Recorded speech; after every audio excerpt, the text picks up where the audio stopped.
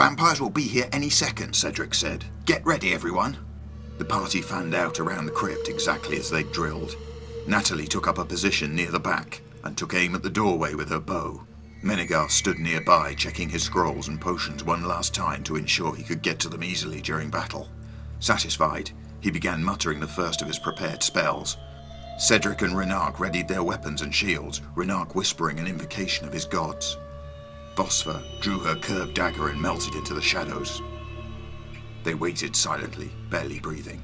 The only sound was a scuttling of rats among the tombs. "The rats!" Natalie cried. As she spoke, the skittering vermin burst like overripe fruit. A stench of corruption filled the crypt as human figures emerged from their steaming entrails, growing quickly to full size. In an instant, the undead were among them, dirt-caked claws outstretched and glowing eyes filled with a hunger for blood. One grabbed N.E.W by her head and pulled, exposing his neck and lunging at him with fangs extended. Natalie whirled and put an arrow through the creature's eye socket. As it shrieked and reeled back, she let another arrow fly at one of the two vampires grappling with Cedric. As the shaft pierced its heart, it gave a choked scream and burst into flame. A vampire struck at Renark, nearly disemboweling him. With an oath, he swung at the creature's head with his war club, narrowly missing as it ducked. But the move left the creature open, and Renark smashed it in the face with his shield, sending it sprawling to the ground. He raised his club above his head and brought it down again and again until the thing's head was a mass of bone chips and mangled flesh. He spun to help Cedric, but the warrior had already snapped his foe's neck, thrust it away and decapitated it with his sword. As quickly as it began, the battle was over. Renark placed his hand over the deep wound in his side, and golden light flowed over it as it closed and healed.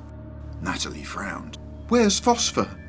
A faint whimpering sound led them to a far corner, where the black-clad thief sat on the stone floor.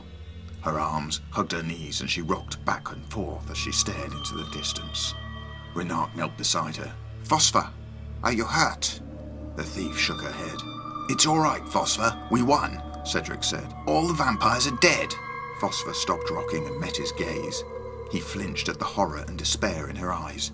"We didn't win," she said. "We didn't win, we lost." "What do you mean? How did we lose?" She started rocking again. "I woke up during the battle. I woke up and we were all in a dark place on cold stone slabs. We had tubes in our throats, our blood seeping into jars, and they were all around us, tending us. One of them saw me. He came over and he smiled and he stroked my face, and then I fell asleep again." Her companions looked at each other. "Listen, Phosphor," Renark said quietly. "These creatures have powers over the mind. They can make you see things that aren't real, things that will frighten you so you can't fight them. But I promise you, they're all dead. This terror will pass." Cedric nodded. "Renark's right. And we need you calm and focused, Phosphor. The vampires will be here any second." He drew his sword and took up a position in front of the door. "Get ready, everyone."